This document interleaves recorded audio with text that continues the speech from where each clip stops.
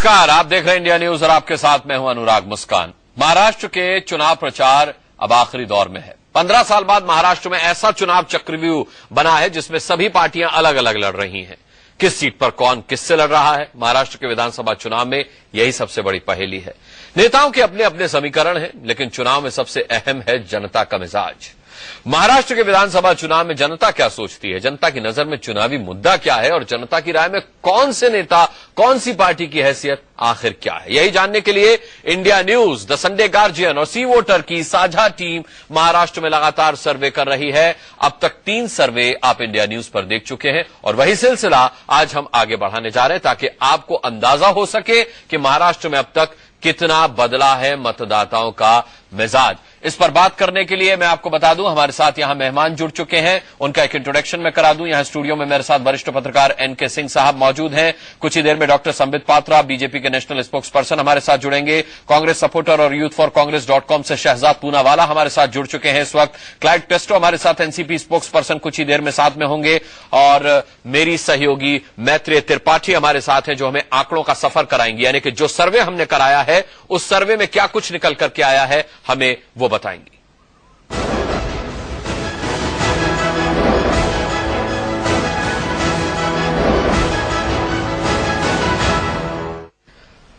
आज चुनाव हो तो किसको कितना वोट, किसको कितनी सीटें, ये 2 अहम सवाल हैं। इसका क्या जवाब आंकड़ों के रूप में आया है बताएंगी मैत्री। शुक्रिया अनुराग जी। तो सबसे पहले बात यही करते हैं कि महाराष्ट्र में अगर आज के दिन चुनाव हो तो हमारे सर्वे के मुताबिक किसको कितने वोट मिलेंगे या कहें कि किसको कितना वोट शेयर मिलेगा। सबसे पहले अगर शुरुआत करें तो कांग्रेस 20% पर नजर आ रही है। 20% वोट शेयर मिलने का अनुमान है इस सर्वे में। एनसीपी की बात करें तो 13% वोट शेयर मिल सकता है। बीजेपी को 26% वोट शेयर मिल सकता है, यानी कि सबसे ज्यादा। शिवसेना को 19% वोट शेयर मिल सकता है और उसके बाद एमएनएस को सबसे कम यानी कि सिर्फ 8% वोट शेयर मिलता हुआ नजर आ रहा है और बाकी अन्य 14% अन्य में बढ़ता हुआ नजर आ रहा है। अगर ये वोट शेयर सीटों में तब्दील होता है तो किसको कितनी सीटें मिलेंगी, ये भी बहुत दिलचस्प आंकड़ा है जो हम बाद में दर्शकों को अपने बताएंगे। और अहम मुद्दे क्या होंगे, कौन मुद्दे होंगे जिनको जनता अहम मानती है महाराष्ट्र के इलेक्शन में इस बार, अगर उसकी बात करें तो चुनावी मुद्दा कौन सा मानती है, वो क्या क्या है। महाराष्ट्र में सबसे बड़ा चुनावी मुद्दा क्या है, जब ये सवाल हमने लोगों से पूछा तो महंगाई को महाराष्ट्र के लोग सबसे बड़ा मुद्दा मानते हैं, यानी कि 23% लोग महंगाई को सबसे बड़ा मुद्दा मानते हैं। महाराष्ट्र में बेरोजगारी बहुत बड़ी समस्या है, महाराष्ट्र में 16% लोग इसको सबसे बड़ा मुद्दा मानते हैं, चुनावी मुद्दा। भ्रष्टाचार 13% लोग मानते हैं कि भ्रष्टाचार इस बार चुनाव में सबसे बड़ा मुद्दा होने वाला है और बाकी 48% लोग जो हैं वो अन्य मुद्दों को बड़ा मुद्दा मानते हैं, जैसे उसमें सुरक्षा हो गया, महिलाओं की सुरक्षा अब भी इसमें एक मुद्दा हो गया, सड़क, बिजली, पानी, ये तमाम मुद्दे उसमें आते हैं। जी अनुराग। बहुत 2 अहम सवालों का जवाब आंकड़ों के रूप में जो महाराष्ट्र की जनता से हमें मिला है वो बताया है।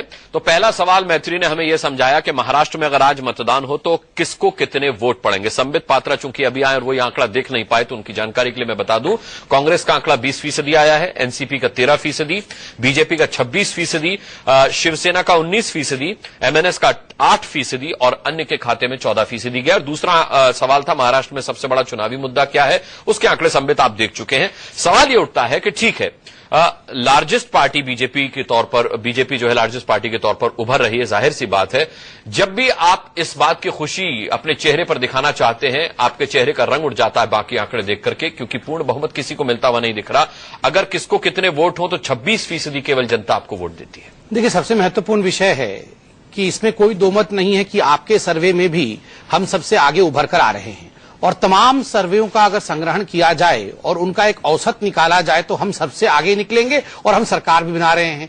कोई 140 सीट दे रहा है, कोई 150 सीट भी दे रहा है, कोई 100 भी दे रहा है, तो आप 26% मत प्रतिशत दे रहे हैं। पंथ प्रधानी पार्टी नहीं बन रही लेकिन आपकी। नहीं, इसमें देखिए सबके अलग अलग सर्वेज हो रहे हैं, मगर जैसा मैंने कहा तमाम सर्वे को आप एक टेबल पे रखेंगे और उनका अगर एवरेज निकालेंगे तो भारतीय जनता पार्टी ही सरकार बना रही है। मेरे लिए ये कहना उचित नहीं होगा कि आपका जो सर्वे अकेले के दम पर नहीं, मैं कह रहा हूं देखिए अकेले के दम पर आप लार्जेस्ट पार्टी बनकर उभर रहे हैं, नहीं, लेकिन आप अकेले सरकार नहीं बना रहे संबित पात्रा। क्योंकि मैं तो इसलिए कह रहा हूं कि तमाम सर्वे को आप जोड़ के देखिए तो अकेले ही सरकार बना रहे हैं। कोई 154 भी तो दे रहा है, कोई 140 दे रहा है, कोई 100 दे रहा है। तीन एजेंसियों का सर्वे सर ये संडे गार्जियन, सी वोटर, इंडिया न्यूज। नहीं, किस तीनों का है, वो सरमाथे पर है। और बाकी सर्वेज भी मैंने देखे बाकी चैनल। देखिए, इसको इस सर्वे को भी हम कौन सी एजेंसी का सर्वे आपकी सरकार बना, बताइए। सबके अलग अलग हैं, मगर कुल मिला के इतना ही है कि हम सरकार बना रहे हैं। हिंदुस्तान की जनता हो या महाराष्ट्र की जनता हो, सबसे भरोसे वाली पार्टी के रूप में भारतीय जनता पार्टी को पसंद कर रही है। जिस हरियाणा में 4 सीट मिला था, वहां लोग अब कह रहे हैं कि बहुमत की सरकार बनेगी। जिस महाराष्ट्र में हम बहुत पीछे थे और एनसीपी और कांग्रेस बहुत आगे थे, आज एनसीपी और कांग्रेस अपने सीट की चिंता कर रही है, वहां हम आगे बढ़ चुके हैं। तो स्वाभाविक रूप से इसी को तो जीत कहते हैं। और ये जीत का कोई अहंकार भी नहीं होना चाहिए। ये जनता के एस्पिरेशंस की जीत है। जनता चाहती है कि हम उनके सपनों को पूरा करें। लेकिन सर में 26% अगर इस सर्वे को मैं देखूं और 26% पर आप ताली बजाएं, तो शिवसेना 19% पर क्यों ना ताली बजाए? आपसे अलग होने के बाद ये कोई कम बुरा उनका रिजल्ट नहीं है? नहीं, वो ताली बजाए जरूर, बहुत अच्छे से ताली बजाए, वो उनके अधिकार क्षेत्र है। मगर पिछले सर्वे में मैंने देखा उद्धव ठाकरे नंबर 1 मुख्यमंत्री बन रहे थे सर्वे के आधार। नहीं, मैं तो इतना कह रहा हूं कि आपने 26% दिखाया है, मगर मुझे लगता है ये 40% से कम नहीं होगा। मगर हाँ, सही बात है। आप तो फिर उनका 19 किधर ले जाएंगे आप? नहीं, मैं तो उसी में से लाके बीजेपी का 20 कहां ले जाएंगे आप? नहीं, उसी में से लाके मैं अपने में जोड़ूंगा। अपना आपने 26 का 40 कर लिया। नहीं, स्वाभाविक मुझे कांग्रेस का 20 कहां ले जाएंगे? नहीं, कांग्रेस का तो देखिए, आप 20% कांग्रेस का बोल के उनके कैंपस में ढोल नगाड़े बजाने का मौका दे रहे हैं। कांग्रेस तो खुद ही 10% से ऊपर सोच नहीं रही है। मगर 20% जो प्रोजेक्शन आया है, उससे एक ब्रेकिंग न्यूज ये भी बनता है कि कांग्रेस बहुत प्रसन्न हो गई है। मगर मुझे देखिए, सबसे कुल मिला के यही है कि मैं अगर कहूंगा कि मैं आपके इस सर्वे से एक बार नहीं रखता हूं तो ये उचित नहीं होगा। ये बड़ी कंपनियां हैं, हम रेस्पेक्ट जरूर करते हैं। रखेंगे भी क्यों नहीं, सबसे आगे हैं आप इसमें सर्वे। नहीं, हम जरूर, भले सरकार नहीं बन रही हो, हम जरूर एतबार रखते हैं, जरूर इसको रेस्पेक्ट करते हैं। मगर इतना भी हम कह दें कि हम ये जरूर जानते हैं और जनता जानती है कि सरकार वहां भाजपा की ही बन रही है। सरकार अगर भाजपा की बन रही है तो फिर आपके लिए क्या बचा शहजाद पूनावाला महाराष्ट्र में? देखिए, अच्छी बात है, संबित हमारे लिए जवाब ना दे तो बेहतर रहेगा। और दूसरी बात, मैं बोलूं तब हस्तक्षेप भी ना करे, तो ये भी मेरी उनसे गुजारिश है, क्योंकि मैंने नहीं किया। देखिए, पहली बात यह है कि आपके जो सर्वे एक तरीके के बता रहे हैं, मैं अभी एक दूसरे सर्वे पे था तो वहां पे उन्होंने बताया कि महाराष्ट्र सरकार से 70% लोग संतुष्ट है कि महाराष्ट्र सरकार ने जिस प्रकार से इंडस्ट्रियलाइजेशन हो, एग्रीकल्चरल ग्रोथ हो, शुगर प्रोडक्शन हो, इन रोड्स हो, मेट्रो हो, सारी क्षेत्रों में जैसे काम किया है उससे संतुष्ट है लोग। तो ये भी एक केमिस्ट्री का विषय है, अलजेब्रा का विषय और गणित का विषय जो है आप पेश कर रहे हैं, ये आपके आंकड़े हैं। पर मैं ये कहूंगा कि हमेशा केमिस्ट्री को अलजेब्रा से आप भापने की कोशिश ना करें। देखिए, मोदी मोदी मोदी कर रहे हैं ये लोग, 21 बाईपोल में क्या नतीजा हुआ? मोदी मोदी मोदी कर रहे हैं ये लोग, महाराष्ट्र में घुमा रहे, हरियाणा में घुमा रहे हैं, पर दिल्ली में चुनाव नहीं कराते। और मैं एक सवाल ये भी उठाना चाहता हूं कि प्रधानमंत्री अपनी प्रधानमंत्री की सारी कार्यों को छोड़ के, पाकिस्तान चीन पे जो हो रहा है उसको छोड़ के पूरा समय राजनीतिक कार्यों में लगा रहे हैं, तो देवेंद्र फडणवीस और ये बाकी के नेता इनके लिए कोई अहमियत नहीं रखते? मैं थोड़ा उत्तर दूंगा। नहीं, मैं उत्तर के लिए आऊंगा आपके पास। शहजाद पूनावाला, लेकिन सबसे बड़ा सवाल ये उठता है कि एनसीपी को लगता है कि अकेले के दम पर वो भी निकाल ले जाएगी अपनी नैया को, क्योंकि लोकसभा चुनाव में आपसे काफी बेहतर प्रदर्शन रहा, 2 सीटें आपकी 4 उनकी। वो तो कहते हैं कि आपसे 50% बेहतर प्रदर्शन उन्होंने लोकसभा चुनाव में किया है। तो आपके तो जो साथी रहे वही आपको कम आंक रहे हैं। जी, मैं इसका संक्षेप में जवाब ये दे दूंगा कि महाराष्ट्र के इतिहास में 1960 से लेकर आज तक 4 साल छोड़ के बीजेपी शिवसेना की कभी सरकार नहीं आई है। और 99 में भी एनसीपी अलग लड़ी थी, शिवसेना भाजपा साथ में थी, और फिर भी कांग्रेस नंबर 1 पार्टी उभरी थी। अब संबित आपका जवाब बनता है, अब संबित बनता है। देखिए, पहला विषय है, मेरे भाई शहजाद जी ने केमिस्ट्री, अलजेब्रा और तमाम टॉपिक्स के बारे में, सब्जेक्ट्स के बारे में बात की। यही केमिस्ट्री और अलजेब्रा आपको ध्यान हो तो हम ही दोनों लोग 2014 के चुनाव से पहले भी कर रहे थे, अर्थात मई से पहले जो ओपिनियन पोल दिखा रहे थे, सारा केमिस्ट्री और अलजेब्रा धरा का धरा रह गया। और जो सब्जेक्ट आपके सामने आया उसका नाम मोदिस्ट्री है, अर्थात मोदी के रूप में वो उभर के आया है, प्राइम मिनिस्टर भी बन गए हैं। दूसरा विषय, मोदी मोदी करते रहते हैं हम लोग, ऐसा मेरे भाई कह रहे थे कि हम लोग खाली मोदी मोदी। अरे हम लोग नहीं करते हैं, जनता करती है। आप कोई भी रैली देख लीजिए तो आपको पता चलेगा कि कौन मोदी मोदी मोदी मोदी करता है। अगर आप जनता की आवाज को कहेंगे कि वो मोदी मोदी क्यों कर रहे हैं, तो स्वाभाविक रूप से मैं यही कहूंगा राहुल तो करने से रहे, मोदी मोदी ही करेंगे, फर्क है। तीसरा, आप चाइना और पाकिस्तान के विषय में बोल रहे थे। कल मैं राहुल जी को सुन रहा था, राहुल जी कह रहे थे कि चाइना के राष्ट्राध्यक्ष आए तो झूला झूल रहे थे मोदी जी और चाइना के राष्ट्राध्यक्ष। मैं तो राहुल जी को यह कहता हूं, आप पहले पालने से बाहर आइए, झूले के बारे में बाद में चिंता करिएगा, पालने से तो बाहर आइए। और तीसरा और बहुत महत्वपूर्ण विषय, मोदी जी तो देश में रह के देश की चिंता कर रहे हैं। यदा कदा ही देश में रहते हैं राहुल गांधी, वो कहां रहते हैं ये भी तो बता दे सजाद। चलिए, डिबेट का मुद्दा ये नहीं है। संबित और शहजाद ने अपनी बात कही। मुद्दा राहुल है, मुद्दा मोदी है, मुद्दा पवार हो या फिर मुद्दा चौहान हो, लेकिन जनता की नजर में ये मुद्दे नहीं है। अभी हमने आंकड़ा देखा मैत्री ने जो हमें दिखाया, महंगाई मुद्दा है, भ्रष्टाचार मुद्दा है। इस पर जनता क्या सोचती है, इसके आंकड़े भी मैं आपको याद दिलाऊंगा। कुछ और सवालों के आंकड़े भी हम आपको दिखाएंगे। एनके सिंह साहब से एक एक्सपर्ट कमेंट लेंगे, उस पर एक छोटे से ब्रेक के बाद।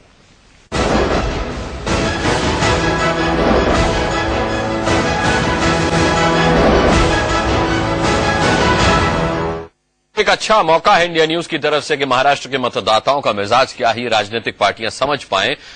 यहां दो आंकड़े प्रस्तुत किए गए। दूसरा आंकड़ा मुद्दे का था, महंगाई को मुद्दा मानती है जनता, भ्रष्टाचार को मुद्दा मानती है जनता। एनके सिंह साहब, लेकिन ये पार्टियां नहीं समझ रही। इनको राहुल मुद्दा लगते हैं, इनको मोदी, इनको चौहान, इनको पवार मुद्दा लगते हैं। देखिए, एक बात तो साफ है, अभी शहजाद ने कहा कि एरिथमेटिक और अलजेब्रा में गड़बड़ हुआ। फैक्ट ये है कि अगर थोड़ा सा हायर एब्स्ट्रैक्शन में चले जाएं मैथमेटिक्स के, तो एक चीज होती है ज्योमेट्री। ज्योमेट्री में कांग्रेस सिकुड़ी है, ये आपने देखा होगा। जो पैन इंडिया इसका प्रेजेंस था वो कहीं धीरे से सिकुड़ा है, वोटर्स ने वोट नहीं दिया पूरी तरह से। तो ज्योमेट्री भी देखेंगे तो समझ में आ जाएगा कि नहीं, बीजेपी की ज्योमेट्री अच्छी रही है। जहां तक इस सर्वे का सवाल है, एक बात बहुत साफ है कि सर्वे में 26% जो आप दिखाई दे रहे हैं, ये एक स्टेगनेट पिछले वाले से, जो पूरे कंट्री भर में जो तमाम सर्वे हुए हैं उसमें अचानक हम देख रहे हैं कि एक हफ्ते के अंदर बीजेपी स्टेगनेट कर रही है, बढ़ नहीं रही है जिस रफ्तार से बढ़ना चाहिए। और अभी भी अगर आपको 140 चाहिए तो आपको कम से कम 3%, 29% पे आना होगा। 26% पे भी मिडली पॉइंट पे तो आ जाते हैं, लेकिन डाइसी रहता है। आप जैसे उदाहरण के लिए लीजिए, शिवसेना और एमएनएस, इन दोनों का क्लब कर देंगे तो वो बीजेपी से ज्यादा होता है। और एक मैसेज पब्लिक में जा रहा है कि दोनों भाई एक साथ हो रहे हैं, ये मैसेज जा रहा है, तो ये कहीं इफेक्ट करेगा। इसलिए मुझे लगता है कि अभी भी बीजेपी को बहुत ही मुतमईन होकर बैठना बहुत मुनासिब नहीं चाहिए। बिल्कुल। और अभी अगर ये समझ रहे हैं कि वो 14 की तरह रिपीट होगा और जनता दे देगी, तो मुझे लगता है कि वो एक डाइसी है। 26% पे आपको ठीक है, मतलब 110 के आसपास आ सकती हैं सीटें, 120 भी हो, लेकिन वो नाकाफी है। लेकिन वो नाकाफी है। अगले दो सवाल बहुत अहम हैं इनके सिंह साहब। मैत्री के पास चलते हैं और जान लेते हैं कि अगले दो सवाल क्या थे जो जनता से पूछे गए और उनका आंकड़ा क्या है। जी अनुराग जी, तो बहुत ही दिलचस्प है अगले दो सवाल जो हमने लोगों से पूछे। महाराष्ट्र में समस्याओं के लिए जिम्मेदार कौन है, ये सवाल था, जिसमें जवाब जो मिले, 35% लोग महाराष्ट्र में मानते हैं कि राज्य सरकार उनकी समस्याओं के लिए जिम्मेदार है। 8% लोग ऐसे हैं महाराष्ट्र के जो ये मांगते हैं कि मुख्यमंत्री पृथ्वीराज चव्हाण उनकी सारी समस्याओं के जिम्मेदार हैं। 6% लोग जो हैं वो ये मानते हैं कि स्थानीय विधायक जो हैं वो उनकी समस्या के लिए जिम्मेदार हैं। और केंद्र सरकार को महाराष्ट्र के 7% लोग मानते हैं कि उनकी समस्याओं के जिम्मेदार हैं। इसके बाद वाला जो सवाल हमने महाराष्ट्र के लोगों से पूछा वो ये था कि आपके हिसाब से चुनाव में कौन सी पार्टी जीतेगी। इसके जो नतीजे सर्वे के हिसाब से आए, बड़े ही दिलचस्प हैं। कांग्रेस जो है, 12% लोग ऐसा मानते हैं कि कांग्रेस पार्टी जीतेगी चुनाव के बाद। एनसीपी 6% लोग मानते हैं ऐसा कि एनसीपी जीतेगी। और 34% लोग महाराष्ट्र के ये मानते हैं इस सर्वे के मुताबिक कि बीजेपी इस चुनाव में विजयी होगी। ये बहुत दिलचस्प है। और शिवसेना 15% और एमएनएस 3% लोग ऐसा मानते हैं महाराष्ट्र में कि ये पार्टियां जीतेंगी। चलिए, मैत्री ने दो बहुत दिलचस्प सवालों के दिलचस्प आंकड़े पेश किए, इन पर हम बात करेंगे। एक छोटा सा ब्रेक ले रहे हैं, बहुत जल्द लौटेंगे इन पर बात करने की।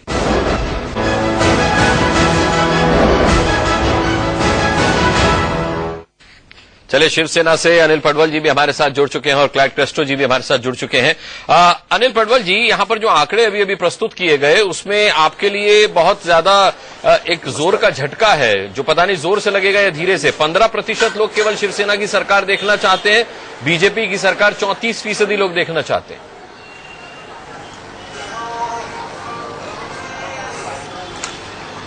हाँ जी, लेकिन अभी तक मेरे को रिपोर्ट में ये मालूम पड़ा जो फेंस सिटिंग अनडिसाइडेड वोटर्स वो कितना परसेंटेज है वो आपने बोला नहीं अभी।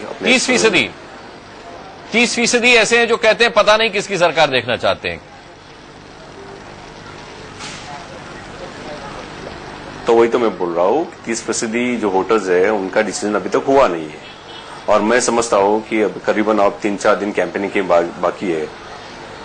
जो उद्धव जी के प्रति, बाला साहब के प्रति, आदित्य सर के प्रति जो प्रेम भाव है और शिवसेना ने जो समाज कानून के माध्यम से भी 48 साल में यहाँ पे जो काम किया है उसका इम्पैक्ट आपको ये 4 दिन में मिलेगा। और मैं समझता हूँ कि ये जो 30% अनडिसाइडेड वोटर है वो टर्नआउट शिवसेना के बाजू में होके फाइनल फिगर्स, फाइनल प्रेडिक्शन कुछ अलग ही रहेंगे। संबित पात्रा, इनकी बात में दम हो सकता है, क्योंकि पिछले सर्वे में उद्धव ठाकरे को मुख्यमंत्री के तौर पर सबसे ज्यादा प्रतिशत था लोगों का जो देखना चाहते थे। देखिए, पहला विषय तो मैं ये कहना चाहूंगा कि इसमें कोई शक नहीं है कि बाला साहब ठाकरे जी बहुत ही बड़े व्यक्तित्व है और हम सब उनका सम्मान करते हैं। नरेंद्र मोदी जी ने भी कहा, मगर देखिए उनका सम्मान जो था वो है और हमेशा रहेगा। तो इसलिए ये कहना कि उनका सम्मान 3 दिन में और ज्यादा बढ़ जाएगा और 30% से अधिकांश लोग शिवसेना में चले जाएंगे, ये उचित नहीं होगा। गारंटी तो आप भी नहीं दे सकते कि वो 30% आपकी तरफ आ जाएंगे। चलिए, छोटा सा ब्रेक लेके ब्रेक लेके संबित, यहीं से हम लौटेंगे। एक छोटा सा ब्रेक ले रहे हैं और ब्रेक के बाद इस चर्चा पर तुरंत वापस लौटते हैं। तो प्रचंड प्रचार से कितना बदला है मतदाताओं का मिजाज, इस पर बाकायदा एक सर्वे हम दिखा रहे हैं और उस पर बात कर रहे हैं अपने एक्सपर्ट से, मेहमानों से। एक बार फिर मैथिली त्रिपाठी का रुख हम करेंगे। 2 बहुत अहम सवाल जो आखिरी पूछे गए, उनके क्या जवाब आंकड़ों के तौर पर मिले, ये भी जान लेते हैं। बिल्कुल अनुराग जी, अगला सवाल जो हमने लोगों से पूछा वो ये था कि महाराष्ट्र में मुख्यमंत्री पद के लिए सबसे बेहतर कौन है। इसमें जो जवाब मिले वो भी बहुत दिलचस्प है। 12% लोग महाराष्ट्र के मानते हैं कि सबसे बेहतर पृथ्वीराज चौहान है मुख्यमंत्री पद के लिए। उद्धव ठाकरे को सबसे ज्यादा लोग मानते हैं इस सर्वे के मुताबिक कि वो अगले सीएम उन्हें ही बनना चाहिए महाराष्ट्र का। 17% लोग ऐसा मानते हैं। 4% अजित पवार को नेक्स्ट सीएम के रूप में देखना चाहते हैं और राज ठाकरे को 11% लोग महाराष्ट्र के अगले सीएम के तौर पर देखना चाहते हैं कि वो अगले सीएम उन्हें ही बनना चाहिए महाराष्ट्र का। 17% लोग ऐसा मानते हैं। 4% अजित पवार को नेक्स्ट सीएम के रूप में देखना चाहते हैं और राज ठाकरे को 11% लोग महाराष्ट्र के अगले सीएम के तौर पर देखना चाहते हैं। बहुत ही दिलचस्प ये है क्योंकि वोट शेयर में हमने देखा था कि बीजेपी को 26% वोट मिले थे। अगला जो सवाल हमने पूछा लोगों से वो ये था कि आज चुनाव हो तो किसको कितनी सीटें मिलेंगी। अगर जो वोट शेयर हमने दिखाया था वो सीटों में तब्दील हो तो किसको कितनी सीटें मिलेंगी। बीजेपी को 105 सीटें मिलती हुई नजर आ रही हैं, सबसे ऊपर बीजेपी है। 52 सीटें कांग्रेस को मिलती हुई नजर आ रही हैं। एनसीपी को इस सर्वे के मुताबिक 37 सीटें मिलेंगी। शिवसेना की अगर बात करें तो 45 सीटें मिलेंगी, यानी कि पिछले जितनी ही सीटें मिलेंगी इस सर्वे के मुताबिक। 21 सीटें मिलेंगी एमएनएस को, यानी कि फायदे में दिख रही है एमएनएस पिछले चुनाव के मुताबिक, और अन्य में बाकी 28 सीटें बढ़ जाएंगी। जी अनुराग। चलिए, बहुत बहुत शुक्रिया मैत्री आपका इन तमाम दिलचस्प आंकड़ों को हम तक पहुंचाने के लिए। क्लाइड क्रेस्टो साहब भी हमारे साथ एनसीपी से जुड़ चुके हैं, उनका भी मैं रुख करूंगा। क्लाइड साहब, आप क्या कहना चाहेंगे? तमाम आंकड़े आपने विस्तार से देख लिए। अनुराग जी, में आपका ऑडियो वीडियो का प्रॉब्लम था, इसलिए शायद आप मेरे से बात नहीं कर पा रहे थे, लेकिन मैं कब से आपके सब सर्वेक्षण और परसेंटेज देख रहा हूं। मैं थोड़ी ऑडियो की दिक्कत अभी भी आ रही है, मेरी वॉइस बाउंस हो रही है। ये दूर हो जाएगी, आप बोलिए अब नहीं आएगी। जो आंकड़े आप बता रहे हैं और जो संबित पात्रा जी बता रहे हैं, उनकी मुस्कुराहट से तो ऐसा लगता है बीजेपी तो सुपरली ओवर कॉन्फिडेंट है, और ये प्रतिशत शायद उनके हिसाब से तो बहुत कम ही हो गया। उन्होंने तो 100% उनके तरफ आपने बात करना चाहिए। लेकिन मुद्दा ऐसा है कि महाराष्ट्र में आपको एक बात ध्यान रखना चाहिए कि यहाँ लोकल जो लीडरशिप है बीजेपी की, वो कहीं दिखाई नहीं दे रही। इनका कंसंट्रेशन मोदी जी पर है। बात ये रही कि मोदी जी अब इस देश के प्रधानमंत्री है और उनको सिर्फ महाराष्ट्र नहीं देखना है, उनको पूरे भारतवर्ष को देखना है। तो अगर इनके हिसाब से और इनकी मुस्कुराहट से अगर बीजेपी बहुमत से जीतकर आती है तो महाराष्ट्र कौन देखेगा? तो मुद्दा यही फिर आके अटकता है कि भाई इनके पास कोई लीडर ही नहीं है। और दूसरी बात मैं आपसे ये दोहराना चाहूंगा कि बीजेपी का कोई एक जो विजन डॉक्यूमेंट है, इनकी घोषणा पत्र जो है वो कल इन्होंने प्रकाशित की है। इतने दिन तक तो इनका कोई मैनिफेस्टो भी नहीं था। अब जो चुनाव 5 दिन बाद होने वाले हैं, इनका मैनिफेस्टो अभी आया है। और आप ध्यान से अगर देखिए, बीजेपी के जितने भी प्रचारक हैं और जो भी लोग बीजेपी के बारे में बात करते हैं, वो कोई एक विकास या के मुद्दे पर कोई बात नहीं करते। इनकी एक ही बात चलती रहती है, इस पे टीका करो, उनकी निंदा करो, ये खराब है, उसने ऐसा किया वैसा किया। विकास की बातें कोई नहीं करती। और दूसरे मुद्दे की बात है, इनके आपस में दो मत है। एक कहते हैं कि अलग विदर्भ चाहिए और आदरणीय प्रधानमंत्री मोदी जी कहते हैं कि हम विभाजन होने नहीं देंगे। तो इनके आपस में इतने बड़े मतभेद है। ठीक है, अब जो घोषणा पत्र में आया है उसी को अंतिम मानिए, उसमें विदर्भ नहीं है, उसी को अंतिम मानिए। चलिए मैं तो वही कहना चाहूंगा मैं आपसे कि आपस में इनका मतभेद है। शहजाद आता हूं आपके पास। उनका मेरी मुस्कुराहट पे बहुत परेशानी हुई, 2-4 लाइन मैं भी कह दूं। देखिए सर, आप तो बहुत सीनियर है, मेरे मित्र हैं। बहुत अच्छा लगता है। नहीं, आप बहुत सीनियर है, मेरे मित्र भी हैं, मैं आपको नमन भी करता हूं। मगर देखिए, आपको 45 कितना 37 सीट मिला, उसमें भी आप मुस्कुरा रहे हैं। 105 सीट ना मैं नहीं मुस्कुराऊं तो अच्छा थोड़ी लगेगा। इसे थोड़ा थोड़ा तो मुस्कुराना बनता है ना। 105 में एक 145 आ जाएगा तो हंसूंगा भी, 145 आएगा तो हंसूंगा भी, अभी तो मंद मंद मुस्कुराऊंगा। दूसरा, आपने कहा कि जो है कंसंट्रेशन, एक सेकंड सर, आपने कहा कंसंट्रेशन मोदी जी पे ही है। स्वाभाविक रूप से वो हमारे देश के प्रधानमंत्री हैं, स्वाभाविक रूप से वो हमारे शीर्षस्थ नेता है, तो कंसंट्रेशन उन पे नहीं रहेगा तो क्या पवार जी पे या राहुल जी पे रहेगा? उन्हीं पे रहेगा कंसंट्रेशन। फिर आपने कहा कि हमारे पास लीडर नहीं है। सुबह से शाम तक तो आप मोदी जी का नाम लेते हैं, फिर कहते हैं हमारे पास कोई लीडर ही नहीं है। उनका विजन है, मोदी जी का विजन भी है, हमारे पास लीडरशिप भी है, इंतजार करिए। और हमारा मैनिफेस्टो नहीं है, आपने कहा आपको अनमैनिफेस्ट करना, कांग्रेस को अनमैनिफेस्ट कर देना, यही हमारा मैनिफेस्टो है, मेन मैनिफेस्टो है। ठीक है, शहजाद पूनावाला, अगर आज चुनाव होते हैं तो मुद्दा कोई है ही नहीं आपके पास। नहीं, करप्शन को हटा देना यही मुद्दा है ना, दोनों को हटा देना यही मुद्दा। ठीक है, शहजाद पूनावाला, टाइम दीजिए या हम अपना टाइम यहाँ पे वेस्ट कर रहे हैं। नहीं, शहजाद पूनावाला, केवल 52 सीटें मिलती हैं अगर आज चुनाव होते हैं कांग्रेस को तो। जी, अब मैंने दोनों की बातों में हस्तक्षेप नहीं किया, तो मेरी उनको आधे समय दे दीजिए उनसे। देखिए, पहली बात यह है कि आपका एक सर्वे है, दूसरे लोगों ने दूसरे सर्वे की बातें की। एक सर्वे ये कह रहा है कि महाराष्ट्र की सरकार से 70% लोग संतुष्ट है। पृथ्वीराज चौहान से 30% लोग मानते कि वो चीफ मिनिस्टर बनेंगे आगे। तो ये भी एक सर्वे है। दूसरी बात, मैं संबित की बात से पूरी तरह एग्री करता हूं कि देश में आज और महाराष्ट्र में लोग मोदी मोदी मोदी कर रहे, कोई राहुल जी का नाम नहीं ले रहा। इसलिए ले रहे हैं क्योंकि मोदी जी ने जो बड़े बड़े सपने दिखाए थे अच्छे दिन के, वो आज तक पूरे नहीं किए। और प्रधानमंत्री कार्यालय में तो मोदी जी मिलते नहीं है, तो कम से कम यहाँ पे और हरियाणा की गलियों कूचों में कहीं मिल जाए मोदी। तो इसलिए पूछ रहे हैं कि मोदी जी क्या हुआ? आपने 1 अप्रैल में कहा था कि मैं 100 दिन में प्राइस राइज कम करूंगा। पहले अप्रैल में कहा था पाकिस्तान चीफ को मैं जवाब दूंगा।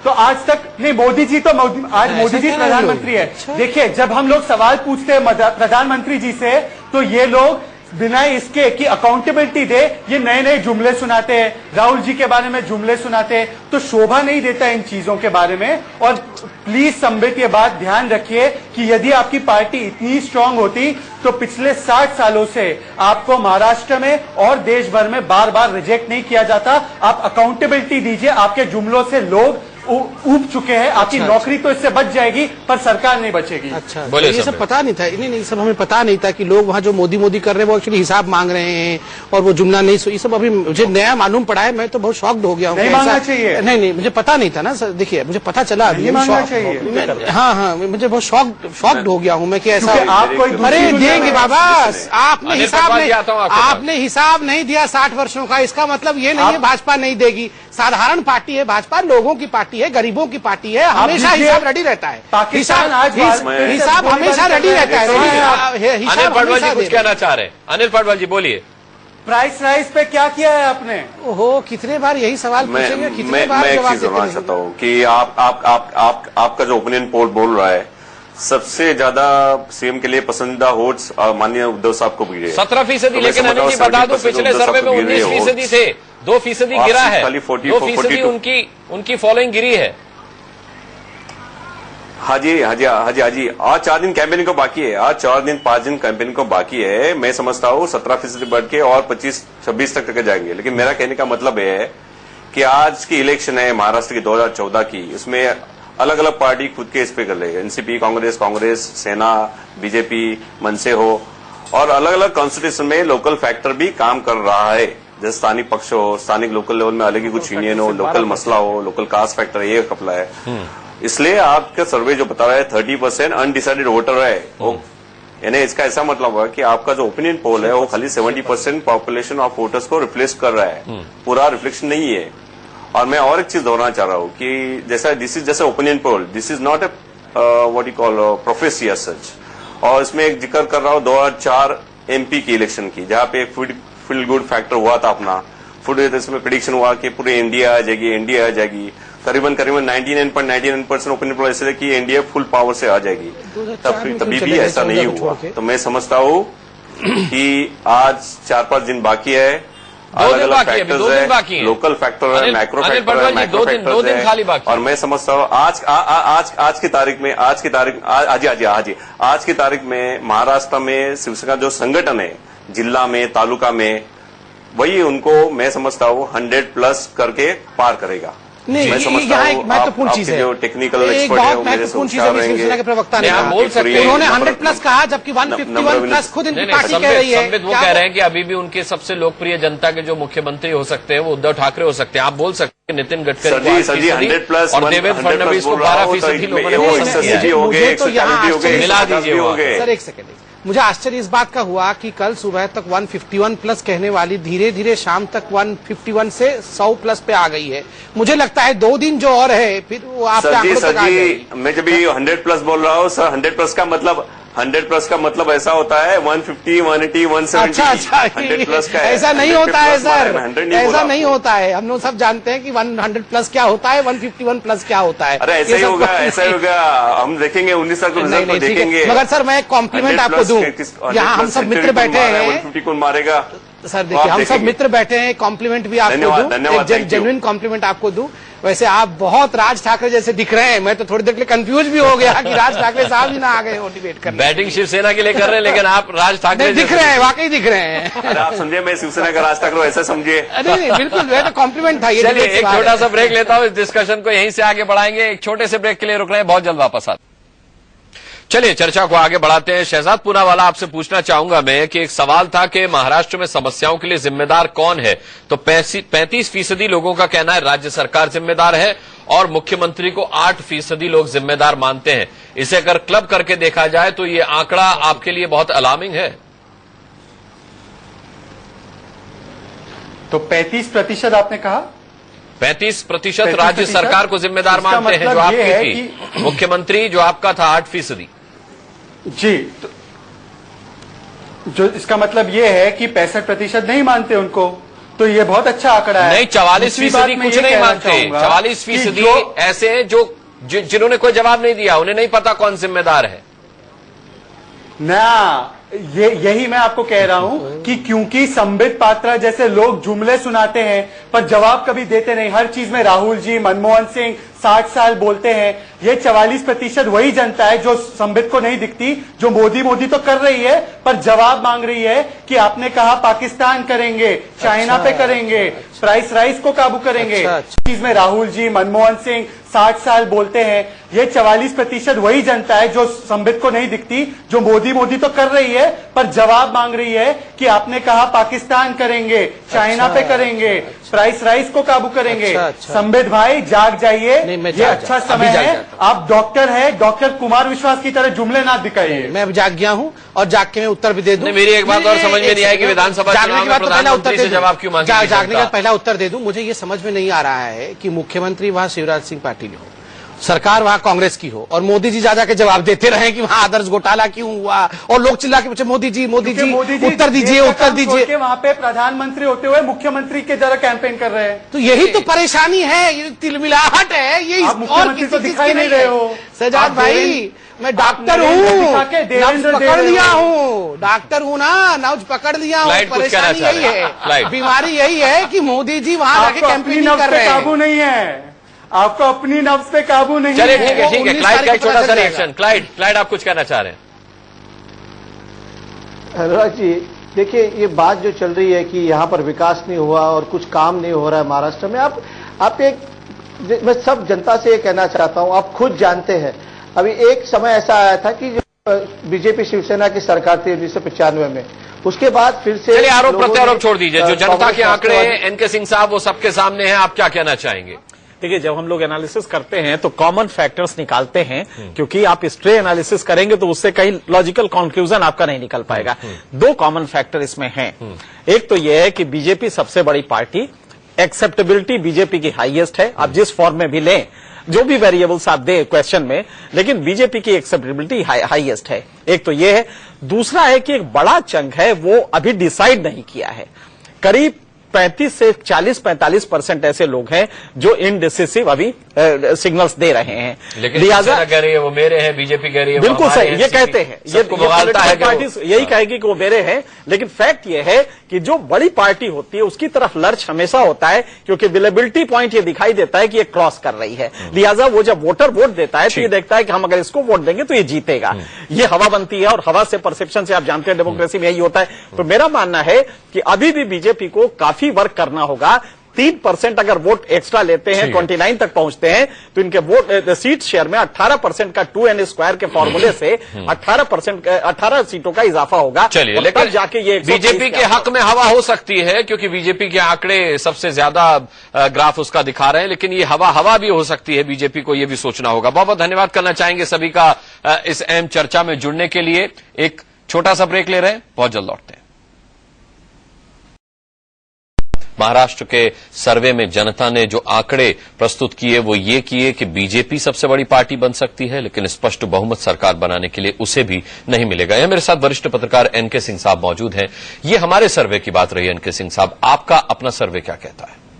नहीं, बिल्कुल एग्जैक्टली हम लग रहा है कि काफी हद तक ये सर्वे वैलिड है, क्योंकि जिस तरह एक प्लेटू पे आके आपने जो 3 सर्वे दिखाए हैं उसमें ये जो सर्वे है ये हल्का सा जो ट्रेजेक्ट्री जा रहा था, जिस तेजी से बढ़ रहा था, उसमें मुझे उम्मीद थी कि आपका जो एंड रिजल्ट आएगा वो 105 की जगह करीब 125-30 के आसपास हो सकता है, जो पिछली बार हमारा आंकलन भी था। लेकिन ये एक प्लेटू पे आ गया। पब्लिक परसेप्शन में कई बार ये होता है कि अचानक पब्लिक फिर ठहरती है और जो रेस्पॉन्सेज आते हैं वो एक इक्वल होते हैं। एक इमोशन में आता है, शुरू के 2 थे इमोशन में आए, उसके बाद रेशनलाइज किया, तो पब्लिक एक प्लेटू पे आ गया है, समतल पे आ गया है। लेकिन मुझे लगता है कि अगले 3 दिन में जो एक इलेक्शन कैंपेन 2 दिन का चल रहा है, इसमें फिर से एक बार चेंज होगा, क्योंकि एक बड़ा वर्ग है जो कि अभी डिसाइड नहीं कर पाया। कितना चेंज हो जाएगा? कितना आपके पक्ष में माहौल आ जाएगा? संबित पात्रा, नरेंद्र मोदी जी के कैंपेन में एक चीज है कि इलेक्ट्रीफाइंग इफेक्ट होता है। ये उनका ऑरेटरी का कमाल है। अटल बिहारी वाजपेयी में भी वो चीज थी।